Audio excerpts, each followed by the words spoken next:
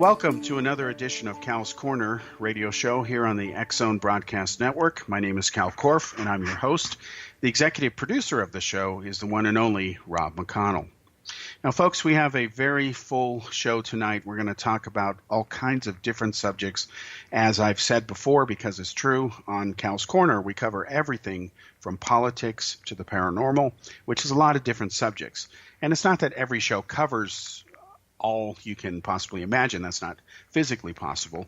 But I'm just letting you know that the subjects bounce all over the map, because if you look at the number of subjects that fall under from politics to the paranormal, it's practically infinite. So let's start first by announcing an exciting development on the show, at least in my opinion. I had mentioned to you over several episodes in the past that we will start having some exciting guests, and that isn't just hype. I believe it's really true. So I'd like to announce that next week, in next episode of Cal's Corner Radio here on the X-Zone Broadcast Network, we will have famed ace investigative journalist and reporter Art Levine, who will blow open the cover-up and the shocking story that he has uncovered and will go public with on the show a week from today, exclusively on this network, about the scandal involving the Veterans Administration and the problem of opioid prescriptions. And that's all I'm going to say about it. Art will be here a week from now. We'll enjoy talking to him, and we'll give you the scoop.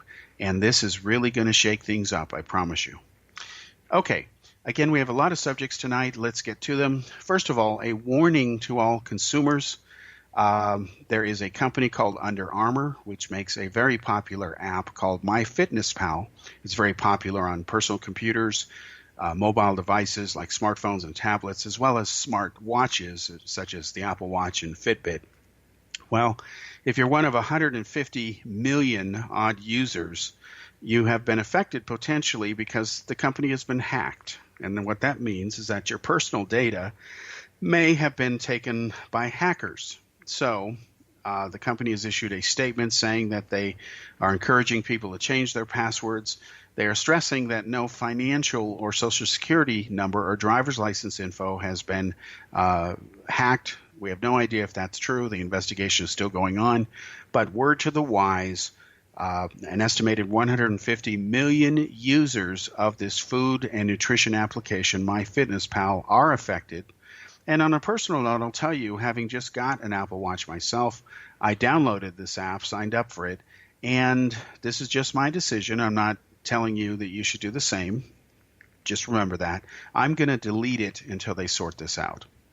Okay, now another advisory for consumers. This comes from Tesla, okay? Tesla is recalling 123,000 Model S cars, that's a huge number, over a faulty steering component. That's how the company describes it. The short version is this. There are some bolts in the steering assembly which apparently have shown advanced stages of corrosion due to the extreme weather conditions that cars are often driven in, or in areas where there's a high amount of, say, sea salt along the coast, California being a typical example of that. So what Tesla has done is they have told consumers they're going to recall the models, replace those steering bolts so that the unit can function properly in all the climates worldwide. So good luck to Tesla for sorting that out. Kudos to them for being proactive about it. Unfortunately, the timing of this announcement is a disaster for the company because there have been concerns by investors about its ability to meet production targets. And as a result of that and this news today, the stock has taken a hit by a few percent. But if anybody knows Elon Musk, like a lot of people do, the guy just keeps going. So you have to give him the benefit of doubt. And God bless his historic visions and his ability to try to grab the future, capitalize on it, and push the human race forwards. We need more entrepreneurs just like that. Okay, let's now switch to a different subject. This concerns the Trump administration's decision to tighten the requirements, if you will, or at least lengthen them, to get a visa to come to the United States. Now, to understand the decision that the Trump administration has made, which I completely agree with, in fact, I think it's long overdue. I'm surprised President Trump didn't do this as one of the first executive orders once he captured the White House and beat Hillary Clinton in the presidential race. We must go back to the administration of Barack Obama, his predecessor, to understand why what he has now done is important and why it's long overdue. Now, to get a visa to the United States, especially from certain countries, like India, of all places, you have to go ahead and jump through a lot of extra special hoops because those countries don't have reciprocal visa policies where they are the same, meaning if you look at people from Europe or the European Union, as a rule, far more than not, they can come and go to the United States pretty much as they please. They don't need a visa. I remember when I lived in Prague, in the former Czech Republic, now called Czechia. They changed the name of their country. It used to be that Czechs had to get a visa to go to the United States. Now, this was during the time that Bill Clinton was still president. And I was at the U.S. Embassy having a meeting discussing this issue. And what happened was once the amount of visa fraud fell below 5 or 3% of all visa applicants, then they qualified for a waiver. And after the Czech Republic joined the EU, they were on the list to be granted a waiver by the State Department. Now, a waiver simply means you can just get on a plane and go. You don't need a visa. You can only stay for a fixed amount of time. You can only be there for a few months at a time, but then you have to leave. Then you can come back and stay for another few months, but you don't need a visa, and therefore they're not really going to screen you. And this, of course, was after the terrorist attacks of September 11th, 2001 by al-Qaeda against the United States. So even though there was a heightened alert status, European countries were still, as a rule, treated just as they would have been if there had been no 9/11. But then you have a country like India, which is about to pass China in total population. There's about 1.3 billion people there. There is so much fraud regarding visas in India, and India, let's be honest, is the most superstitious, corrupt, and largest democracy on the planet. The corruption is so widespread, and I have witnessed it firsthand in India on several occasions. It's disgraceful. I've also butted in to try to stop some of it. I can share some of those stories later. But to make a long story short, one of the contentious areas in relations between India and the United States is this.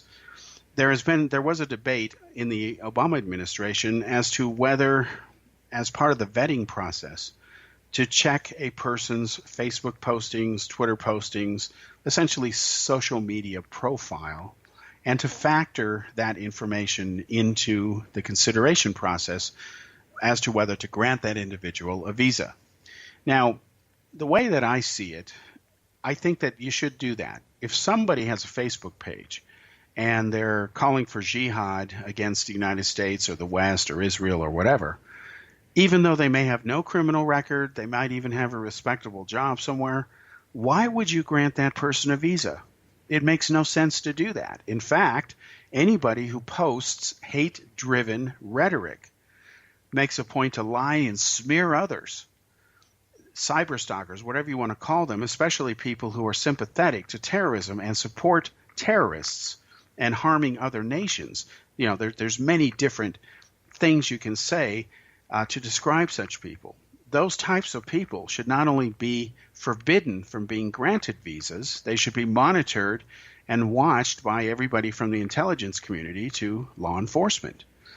So in the state of Punjab, which is in northern India, and Punjab also extends into the neighboring country of Pakistan, and Pakistan is absolutely a leading supporter of terrorism. The state of Punjab goes into Pakistan, and then on the other side of the border, it's part of India. This is the result of the partition and the creation of Pakistan after India was granted its independence by the British. And the reason I say that is because India didn't really earn it. They didn't go to war against Britain the way the U.S. colonists went to war against the British. It was granted to them. And the existence of Pakistan was to create a separate nation for pretty much a majority Muslim population. And as history later showed, unfortunately, after the partition started taking place after the end of World War II, there were, of course, millions of people who were murdered and killed on both sides, Hindus killing Muslims, Muslims killing Hindus, Sikhs killing Hindus, Hindus killing Sikhs. It was just been a disaster. And I met several survivors of that. They're quite up there in years now.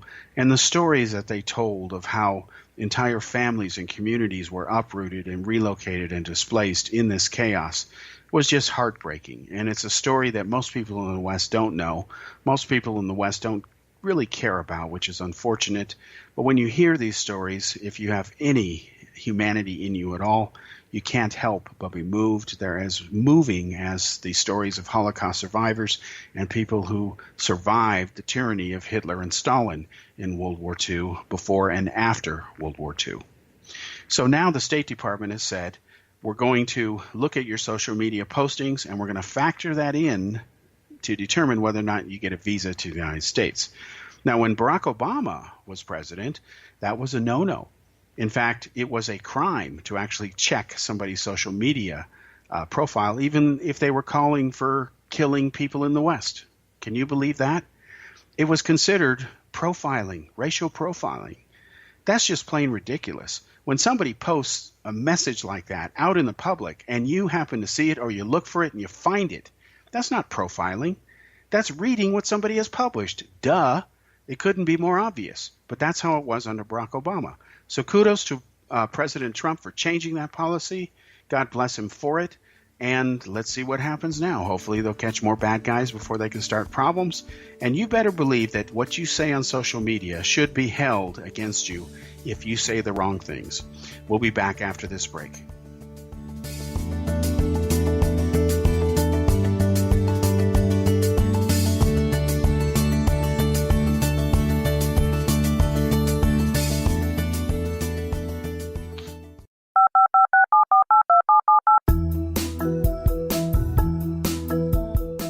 Did you know that when you're on the road with limited data or Wi-Fi, you can still listen to the X-Zone Radio Show with Rob McConnell, The Science of Magic with Gwilda Wiyaka, X-1, Dimension X, Space Patrol, and every minute of the X-Zone Broadcast Network by calling 213-401-0080, courtesy of Audio Now.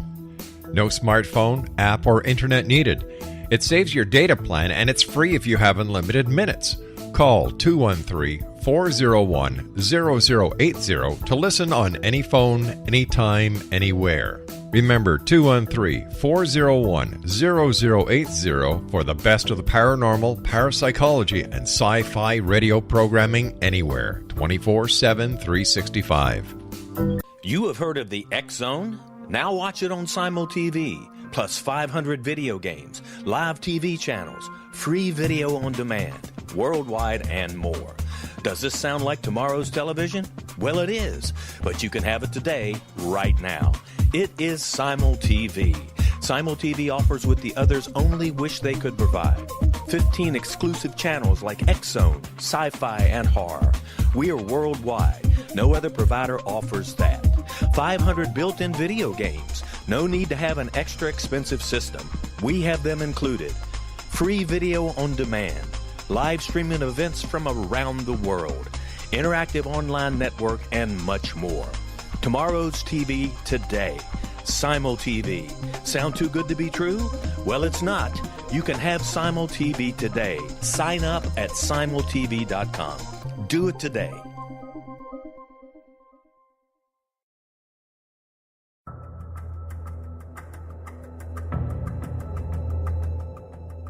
Modern Esoteric, Beyond Our Senses by Brad Olson, consummates the lifology story about where humanity originates. It is the lost continents, the primitive wisdom, the mythos of creation, and the rethinking of ancient history as we are taught in academia. There is much more to the story than what we have been told. As this is the first book in the Esoteric series, Modern Esoteric starts at the beginning of time and accelerates up to this modern age. Future Esoteric is book 2 in the series and takes a forward-looking position ahead of today with an open and honest examination of the ET issue and various unexplained phenomena. To discover the writings of author Brad Olson, visit www.bradolson.com. That's www.bradolson.com. Welcome back to the Cal's Corner radio show here on the X Zone Broadcast Network. My name is Cal Korff, and I'm your host, and the executive producer of the show is Rob McConnell. So we've talked about the new Trump administration policy that cuts across the entire State Department, where now your social media profile will be factored into consideration before being granted a visa to the United States. Now, I just want to end talking about the subject on a personal note and something that I witnessed firsthand when I was in India for the first time and had moved there and had a visit to the embassy there. Now, outside the embassy, there's a lot of Indians that are always standing around. They're in line and in queues waiting to be called, of course. There's sometimes thousands of them. And when I was standing out there, this is within a few months after I'd first moved there, this was a bit over 7 years ago, what happened was I heard constant complaints, nonstop complaints, from many different Indians who were complaining, if I had to summarize their overall message, that there were uneven standards by the U.S. Embassy and that they were not being treated fairly. I heard story after story after story of people who were highly educated, highly qualified. They wanted to visit the United States. There was no evidence that they were going to play any games once they were there, and yet they were rejected for a visa. Yet I knew of other instances from Indians who would brag about it to me, shame on them, who would tell me that they had gone to India or America under some false pretense, and then they intended to overstay their visas and become illegals and eventually get on the path to citizenship somehow. And they were taking advantage of the looseness, if you will, and the ridiculously inconsistent standards of the Obama administration, where immigration laws, it seems, didn't seem to matter. And this is something that the Trump administration commendably is trying to sort out. I'm not saying they're doing a great job. They're not. The entire government is doing a terrible job. But I was one of the few journalists, and I said this from my broadcasts in Europe before I moved to India on the X Zone Broadcast Network, when Obama promised during his State of the Union address and on the campaign trail that saying immigration was a high priority and what he would do is make a point to pass a comprehensive, quote-unquote, immigration reform package in the first year of his office as president, I said it was a lie. And I called him a liar because I knew he wasn't telling the truth, that there would never be such a type of legislation passed. So a year went by, and Obama had no major accomplishments in his first year other than putting out the financial crisis fires that actually started when Bush was in the waning days of his administration. But as far as passing any new things, he didn't do it. In fact, if you don't believe me, go back and watch his first State of the Union address that he ever gave, and you'll see that he really doesn't list anything as far as having accomplished anything major. And then he says next year's going to be different. He's going to, pass all kind of things, including, again, the comprehensive immigration reform. And, of course, that has not happened still all these years later. And let's be honest, immigration as a subject in the United States is a bad joke. The irony of the Obama administration is that record numbers of illegal aliens were actually deported during his administration, especially the last few years. You would never know that based on the number of illegals allowed to stay as well. So Obama has a mixed record. He has deported the greatest number of illegals. He's also allowed the greatest number of illegals to remain. That's nothing to be proud of. That's something to be ashamed of. And it seems that the Republicans and the Democrats, they don't want to get serious about this issue. It's an open secret that the Democrats love illegal immigrants because about 80% of them overwhelmingly vote for Democrats when they bother to vote. And they're thinking long-term here. I've written about this before because it's the truth, and I'm going to be very blunt with you, as I always am. The days of the Republican Party and so-called conservatism are numbered, let's be honest. And I don't think that that's necessarily a bad thing at all. I view conservatives as extremists on the right side, and I view today's liberals and so-called progressives as extremists on the left side, because they are. Okay? Now, let me give you a couple examples here of the left. I remember growing up as a kid in the 60s and 70s that there were a lot of young people and progressives and liberals who were against the Vietnam War. And they were right to be against that war. They were right to protest against a lot of the things that they were bothered over. 55,000 Americans died for no reason in Vietnam. We should have never been there in the first place. But because this Yahoo president we had, Johnson, said, basically this is a quote, that I won't be the first American president to lose a war, he made sure that a lot of other people died when we should have not been there. And then Nixon, his successor, Republican, he prolonged the war when he could have shortened it, and that's a fact. And then he eventually cuts a deal and the war ends, and 55,000 people died for nothing. So I understand why people were upset over that. I understand why they were angry. I understand why they took to the streets. And as a young boy growing up, I remember seeing some of this firsthand. I also had teachers who were very much involved in the so-called civil rights movement, and I understand why that movement had to take place, because still more than 100 years after Lincoln freed the slaves, we still had rampant racism.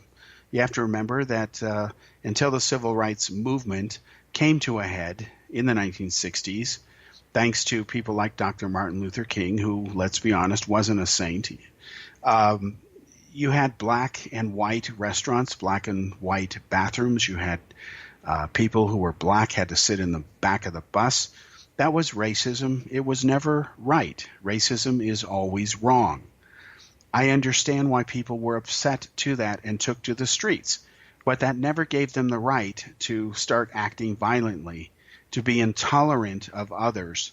I remember being a member of the high school debate team, the captain of it, in fact. I've never lost a debate on any subject I've ever debated over, because I have one simple rule for debating. You don't debate if you can't win or you don't really know your subject. And I remember people used to talk about things and discuss it, and worst case, they'd agree to disagree. But today, it is so polarized and heated that you find that the left often resorts to violence nowadays, the same violence that they condemn coming from the right. You know, look at Black Lives Matter. It may have started as a relatively benign, ideal organization, but it has been hijacked by haters and extremists, and they believe, you just ask them, you can simply Google their comments, that violence is okay as long as you get the result you want. In other words, ends justifies the means, and that is just insane, and it's wrong. You know, look at the Antifa movement.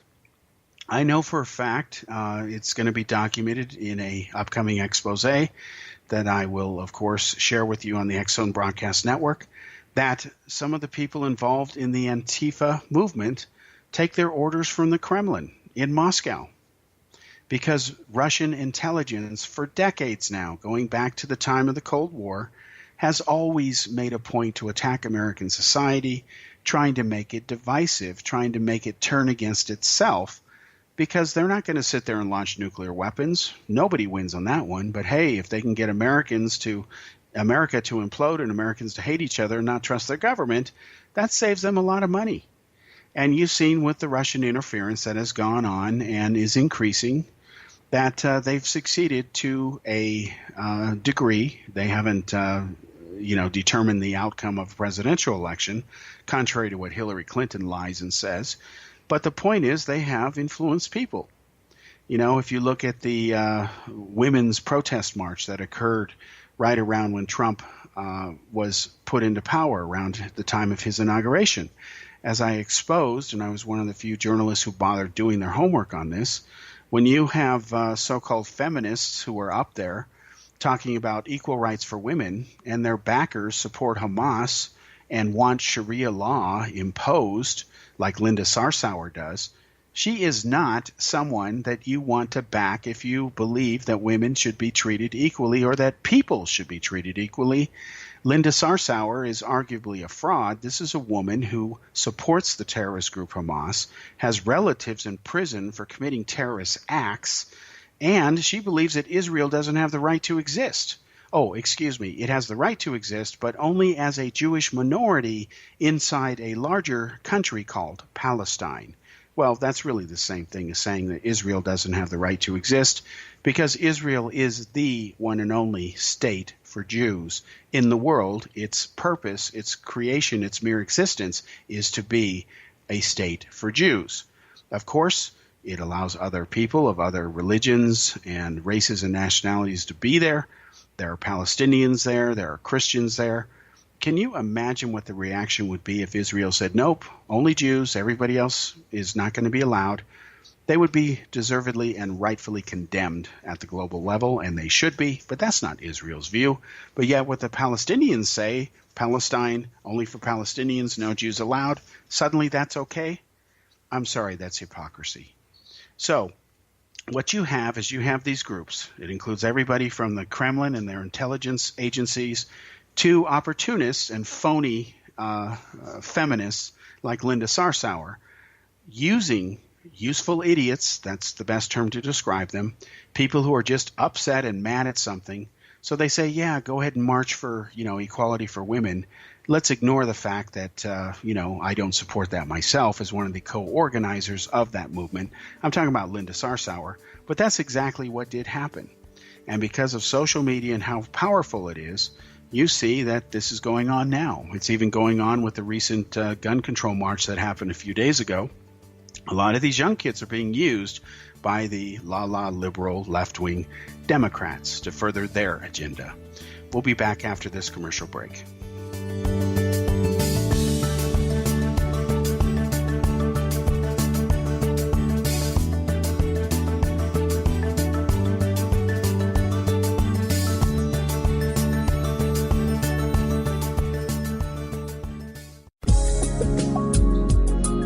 Broadcast studios in Hamilton, Ontario, Canada, to the world and beyond.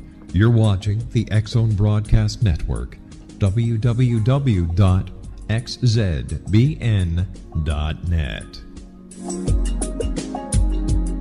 AVS Media Demo.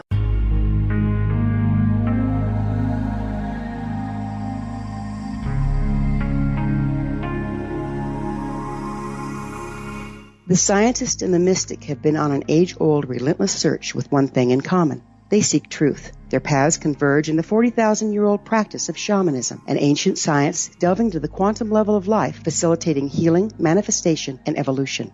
I'm Gwilda Wiyaka, the founder and director of Path Home Shamanic Arts School, a unique Colorado State-certified occupational school, training shamanic practitioners and teachers. We also provide classes for empowering personal lives through shamanism. Our certification classes are in week-long segments enabling international participation, and online classes and long-distance shamanic healing sessions are available. Come discover the science of magic in the limitless world of shamanism. www.findyourpathhome.com.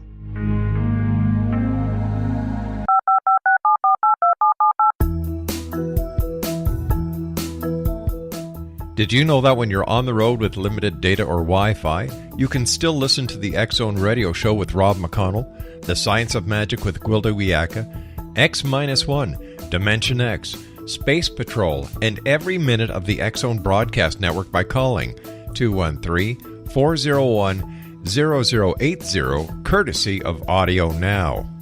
No smartphone, app, or internet needed. It saves your data plan, and it's free if you have unlimited minutes. Call 213-401-0080 to listen on any phone, anytime, anywhere. Remember 213-401-0080 for the best of the paranormal, parapsychology, and sci-fi radio programming anywhere, 24/7, 365.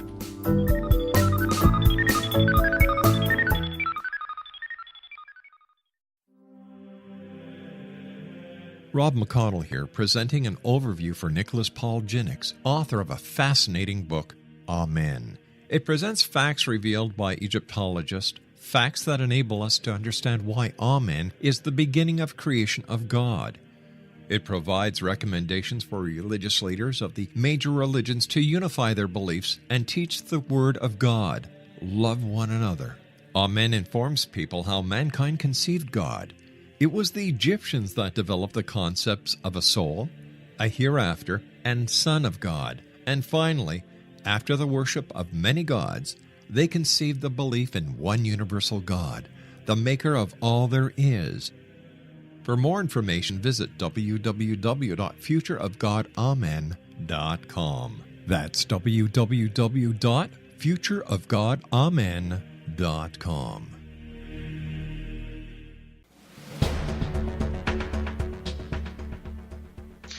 Welcome back to segment 3 here on Cal's Corner Radio Show. My name is Cal Korff, and I'm your host.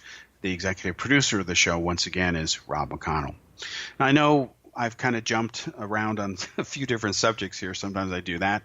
But I just want to emphasize again that a lot of this stuff is really interconnected if you take a look at it from different ways. Again, going back to what the Obama administration had done, you could have all kinds of nasty stuff on your social profile and yet still be granted a visa to the United States, even though you're obviously a security risk based on those postings. That was ridiculous, just like it was ridiculous, in my opinion, that police were not allowed to ask if you were in the country legally. Having been to 27 different countries, I can tell you I've seen police come up to people and say, "Can I see your ID, please?" There's nothing wrong with that. They're checking. That's their job. And if they ask you if you're in the country legally or illegally, I believe they have that right.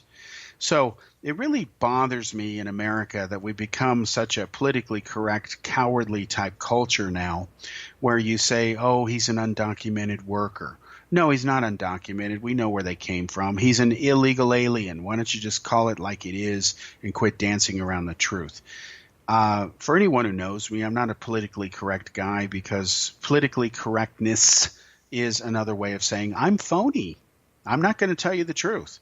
And that's really a euphemism for what it really is. And I just don't believe in that. I think if you're going to talk, use words. I believe in the axiom that you should say what you mean and mean what you say. So now let's switch to the Middle East, since we started to touch on that.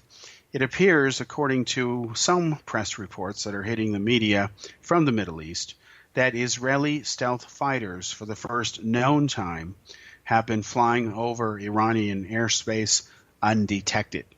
Now, that's interesting, because if that is true, it's obvious that the Israelis are using the American-made and then Israeli-modified F-35 stealth fighters. And according to the reports, they have performed reconnaissance operations on various Iranian nuclear-related sites. Now, there's a reason to take this report with a little bit of a grain of salt. The problem is that if they're able to travel from Israel to Iran twice without refueling, then what that means is that the Israelis have managed to make some major modifications to the American-made F-35 stealth fighters, giving them that extra distance. And who knows if that's true. What is interesting is that Russian radar systems are so numerous along the Syrian border that they can actually detect Israeli aircraft landing and taking off from airports. Once they're airborne, that's a different issue. But if you are a Russian radar operator and your computer system or radar tracking system tells you that some fighters are taking off, or F-35s are taking off from a runway in Israel, of course they're going up in the air to do something.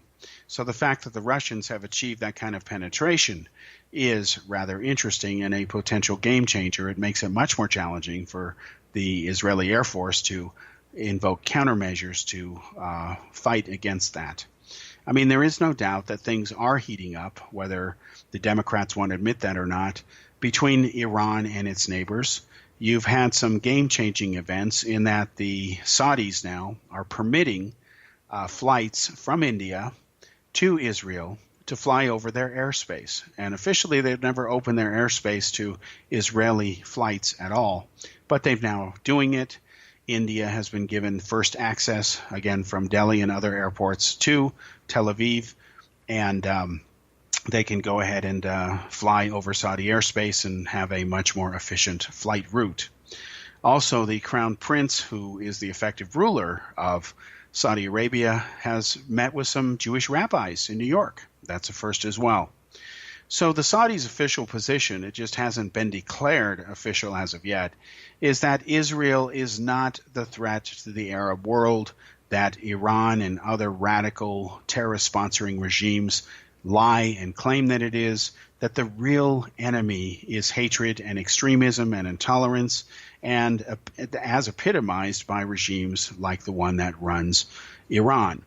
And you must remember that both Iran and the Saudis are regional and ideological and religious rivals.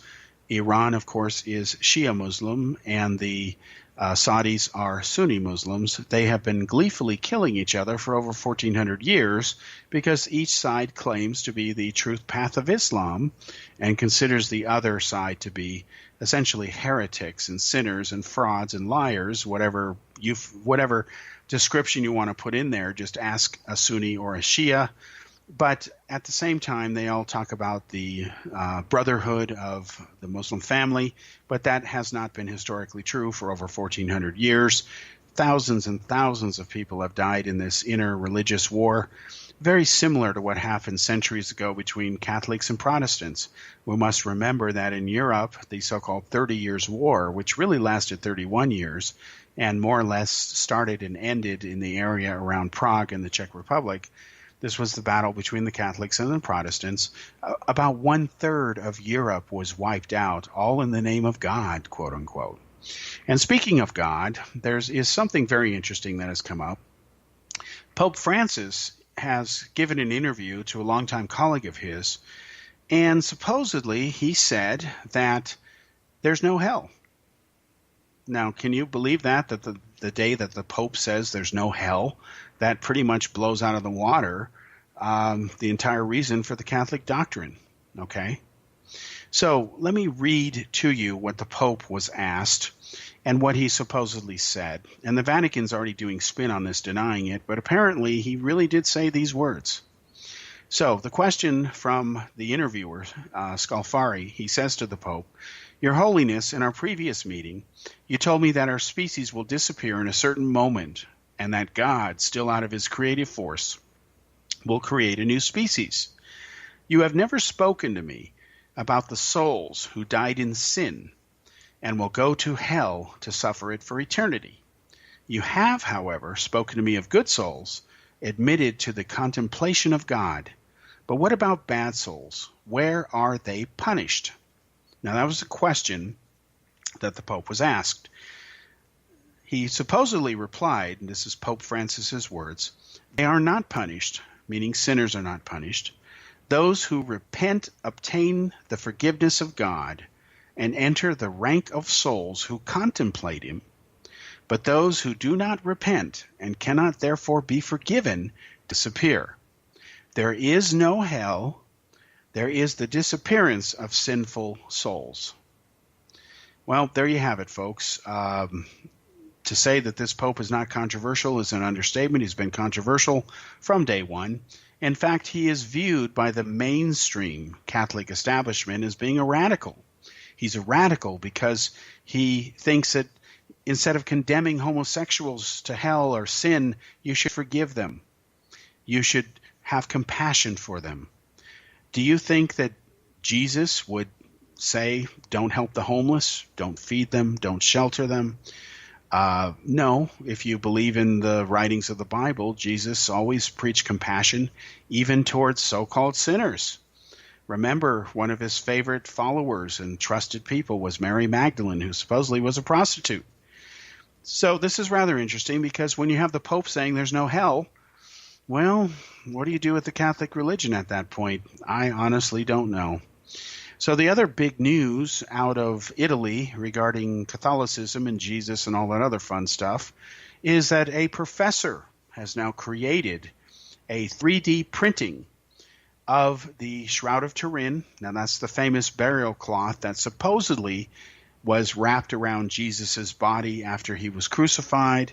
People who believe in the Shroud of Turin think that the marking or images of this body and the face were burned into the fabric somehow the moment the so-called Holy Spirit rose from Jesus's body, and he, showed up 3 days later to his followers, rising after 3 days, etc.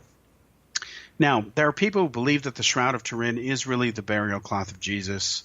Science says otherwise. They radiocarbon dated the fibers and found out that actually the cloth dates back to the era of the Middle Ages, not around the year 0. So if that radiocarbon testing data is valid, it does prove that the Shroud of Turin is a fraud. However, in fairness to trying to report the truth about the science, it is arguable that some of the dating was flawed, because what they found is that some of the fibers in the cloth itself were intermixed or interwoven with later fibers which were used to help repair it.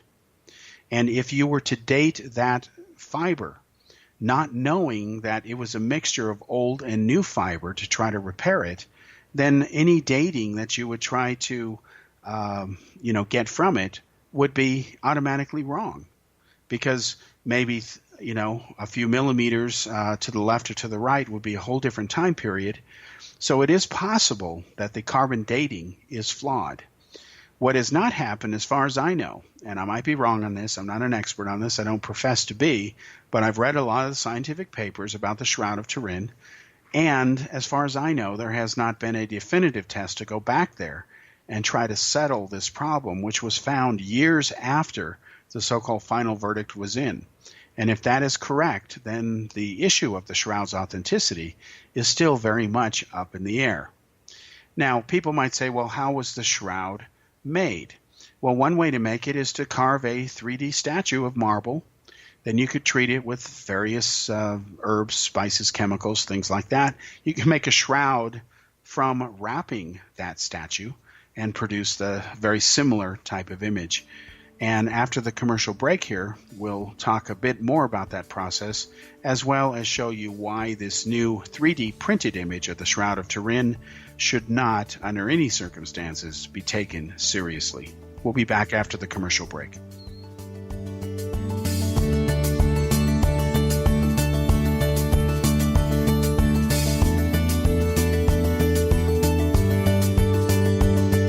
You have heard of the X-Zone?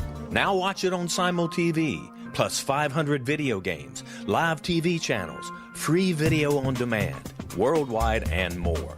Does this sound like tomorrow's television? Well, it is, but you can have it today, right now. It is Simul TV. Simul TV offers what the others only wish they could provide. 15 exclusive channels like X-Zone, Sci-Fi, and Horror. We are worldwide. No other provider offers that.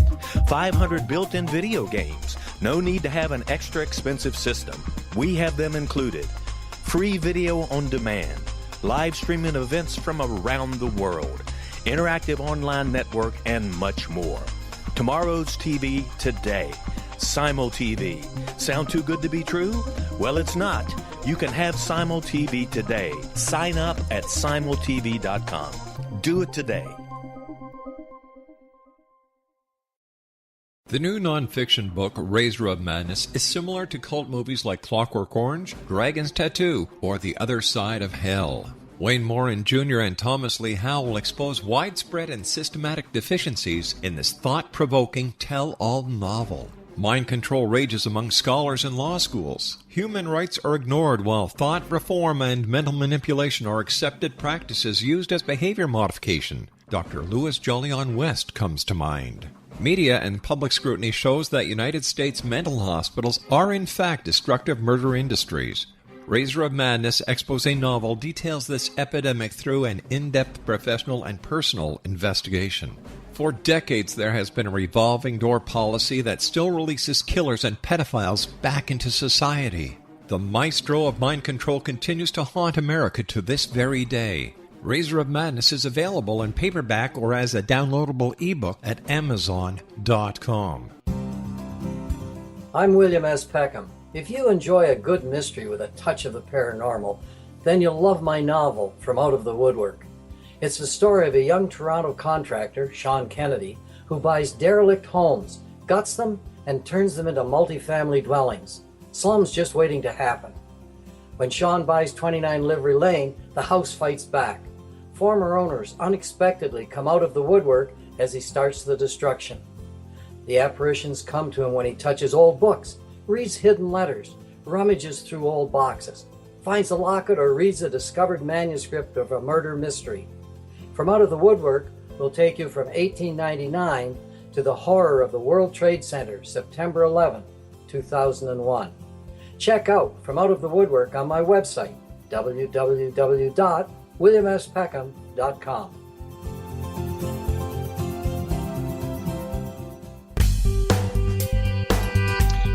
Welcome back to the fourth and final segment here on Cal's Corner Radio Show here on the X-Zone Broadcast Network. Once again, my name is Cal Korff. I'm your host, and the executive producer of the show is Rob McConnell. You know, I've said it before. I'll say it again because it's true. Time really flies by, at least for me when I do this show. It seems like just when we get started, we have to wrap it up. So let's start to wrap it up in this fourth and final segment.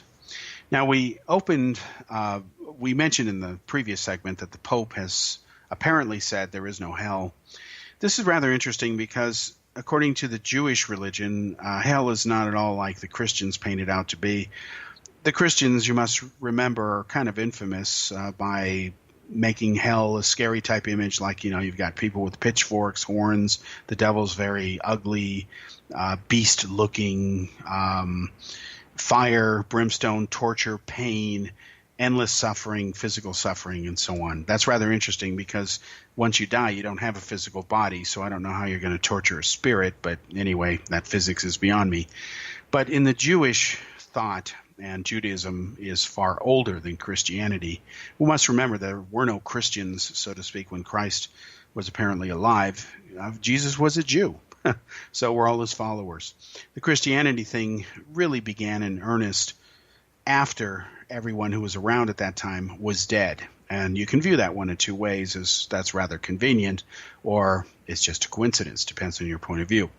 So the Jewish concept of hell is that when you die, if you're a sinner, you don't repent and all that other stuff, you cease to exist, okay? There's no resurrection. That's it. You cease to exist. There's absolutely no mention of, brimstone, fire, horns, ugly satanic figures, pitchforks, and so on. That mythology later happened during the Middle Ages when people were very easily manipulated. Most of them couldn't even read or write. And what happened is to make hell as unappealing as possible and to scare people. They, of course, made these hideous images. And yet the Old Testament itself says that the devil, Satan, looks rather beautiful, was one of the fallen angels. Now, I know beauty's relative. And speaking of relative, let's talk about the Shroud of Turin. As I mentioned before the break on the previous segment, that a university professor has made a 3D carbon copy of so-called Jesus, allegedly revealing Christ's true features based on the Shroud of Turin. Now, the person who's done this is Giulio Fanti. It's a rather interesting exercise in 3D printing, but there are some really serious problems with this. We must remember that if the Shroud of Turin is not real and it's fake, and there's no scientific evidence to prove it is real, I'm being very blunt with you. You could make such a shroud theoretically by carving a detailed statue first. Then you would wrap that statue in the cloth, and by treating the statue with various ingredients, you could sit there and make a shroud-type image, and it would look like it wrapped a 3D body because the statue itself is three-dimensional. Duh, it's basic physics. Now, the issue I have with this supposedly being the true portrait of Jesus is that based on what most people we know looked like at that time in the Middle East, we know that Jesus was almost certainly not 6'2", blonde, blue-eyed, Thor-like figure. That image of Jesus has happened after Jesus supposedly lived and then died and was crucified, or was crucified and then died. Maybe he resurrected after 3 days if you believe the story. I don't believe the story at face book value because I know there are many errors in the Bible that we could do a whole show on that, several shows. There's even parts of the Bible that are so vague that we really don't know what it really says, and people just interpret what they think is essentially their best guess. So if you look at the contradictions in the story of the resurrection, put them aside, and the fact that Easter used to be the pagan holiday of Esther, and how convenient that Jesus should be killed and rise around that time, essentially the ushering in of spring, it's too much of a so-called coincidence for me to accept it as just a random occurrence. We know that the religions, like Catholicism, have replaced a lot of the pagan holidays with their own. I don't think anybody seriously argues that Jesus was born on Christmas Day. It just doesn't make any sense. In fact, he probably wasn't even born in the year zero. In fact, it was Copernicus who did some calculations and showed that there was an unusual celestial event, a bright star, if you will, that occurred several years before the year zero. Could be that he was born then, if he indeed existed. We're not 100% sure of that either, and that's the blunt truth.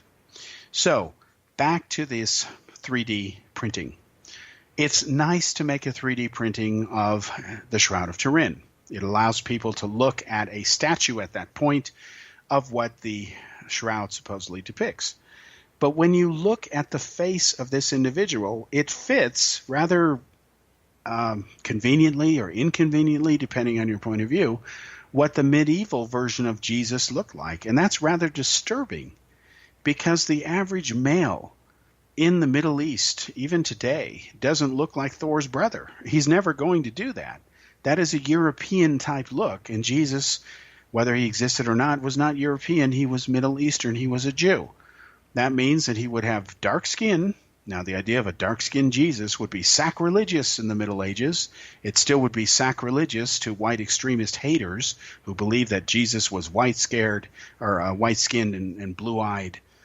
No, he didn't look like Thor's brother. Now, we can't prove it conclusively, but if you assume for a moment that Jesus was born to fit into the people he was around at the time, it doesn't notice any special characteristics in the Bible about him looking like Thor's brother, not even close. So modern scientists have reconstructed forensically characteristics of what Jesus might have looked like, and the first major change they've made is that he had dark skin, because people in the Middle East, they have dark skin. That tends to be a rule. In fact, you can see the basic physics here that the warmer the sun, the brighter it is, the hotter it is, your skin tends to get darker. It's just basic physics. Look at people in India. How many blonde-haired, blue-eyed Thor knockoffs do you see walking around there? Almost none, unless they're, tourists from Europe. Yet, if you go to the Czech Republic, you go to Europe, white so-called Europe, you'll see a lot of white people and very few dark-skinned, unless they're from other countries with warmer climates such as India or the Middle East like Pakistan or even Israel. And Jesus probably had dark black hair instead of blonde hair. That's another genetic characteristic of people in the Middle East who are native inhabitants. It's kind of common sense. And the blue eyes, well, who knows? Most people have brown eyes. So the idea that this image looks just magically like a made-up incarnation that was popular in the Middle Ages is the first red flag that I see in the claim that this is exactly what Christ looked like. And thank God we did this 3D printing of him, because now we can see that he looks just like the Jesus of the Middle Ages. And that is a problem, because it blows its own credibility out the window. And I've read several of the press articles covering this, and it seems that not really any of them are pointing this out. And it's beyond obvious, and I'm not an expert on the subject, but I figure if I could at least see this, someone else should, who's much more of an expert on it. But as far as I know, most scientists and credible experts in this area don't take the Shroud of Turin seriously anyway. So we'll see what happens. In fact, what I think I'll try to do is contact the people who did this, and I think I'll ask them some of these questions, or maybe I'll see if they can be interviewed. We'll give it a shot. I can't promise you that we will be successful. So let's now end our segment on one of my least favorite topics. I'm doing this only because she just won't go away. Let's close this out by talking about the wonderful, greatest loser in modern American politics, otherwise known as Hillary Clinton. Now, recently, she appeared for only $25,000 this time, and she says she's donating all the money to this foundation, not her foundation for once, but this one that furthers, I believe, women and students. Instead of charging hundreds of thousands of dollars like she normally does, she's only charging $25,000. This means she's only going to give up $25,000. If she charged her normal rate, she'd have to give up hundreds of thousands of dollars. She talked about the election again and why she lost. And there was a rather interesting segment of it where a Holocaust survivor had asked Hillary essentially if she thought that a Nazi-type phenomenon could occur in the United States. Hillary, being Hillary, pandering of course, tried to personalize some of what happened in the election and basically said, the short version of it, that yeah, maybe it might be possible. That's really ridiculous. You cannot compare Imperial Germany, the Weimar Germany that existed at the time, to the United States. Yes, the United States does have racism. It's got racism on all sides. It's got blacks hating whites, whites hating blacks, Christians hating Jews, Jews hating Christians. It's a mess. But they are the exception and not the rule. And we know that because Barack Obama was elected twice. There's over 10,000 black people in various positions holding public office. In fact, most people who earn college degrees in the United States today are women. So this idea that Trump won only because a bunch of white extremists got together and voted him in, I'm sorry. America doesn't have that many to explain her defeat. The main reason that Hillary Clinton lost is because they didn't like her as a candidate. Many Americans viewed this election as a choice between two lousy candidates. And I argue that if you have a country of 320 million people, which is what the United States has, and the best two candidates you can come up with are Donald Trump and Hillary Clinton, then that country is really sad. So the idea that this whole thing was fueled by racism is wrong. Yes, Trump does have supporters among racists, just like Hillary has supporters among feminists who hate men. Okay? But what's interesting is that most white women did not vote for Hillary, and that says it all. So Hillary just has to admit that just enough Americans don't like her. And they don't like her because of the way she's acted. She has not been honest, and she has an untrustworthy rating equal to that of Trump. In fact, she's now more unpopular than Trump.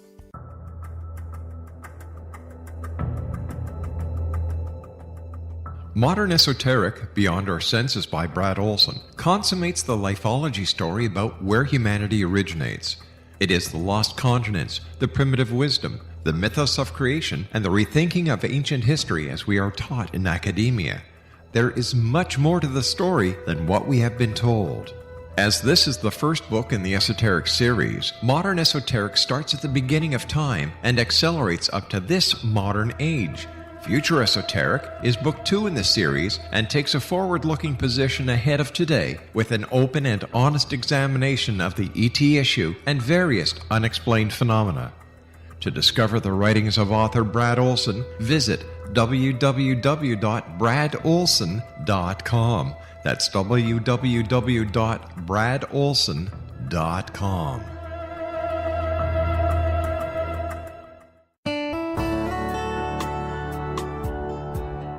Are you or is someone you know struggling with addictions, depression, anxiety, relationships, low self-esteem, lack of confidence, grief, success, and prosperity?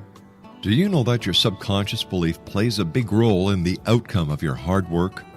We can help you permanently change the beliefs that may be the reason for your struggles and failures.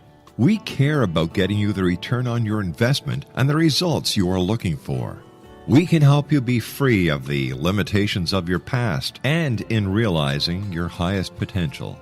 We work with people by phone and Skype. For more information, visit us at www.ritasoman.com. That's www.ritasoman.com.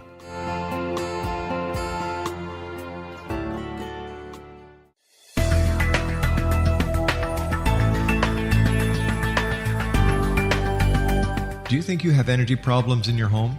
Do you feel better when you're away than when you're home? Joey Korn is a global leader in the world of dowsing who specializes in personal energy clearing and space clearing. He can help you create an ideal energy environment in your home no matter where you live in the world. Learn about his remote spiritual house cleaning services and much more at www.dowsers.com. You can get Joey's book, Dowsing, A Path to Enlightenment, as well as other dowsing books and tools, Kabbalah books, and Walter Russell books. Joey's work is really amazing. Go to dowsers.com right now. That's DOWSERS.com or call 1-877-DOWSING. That's 1-877-369-7464.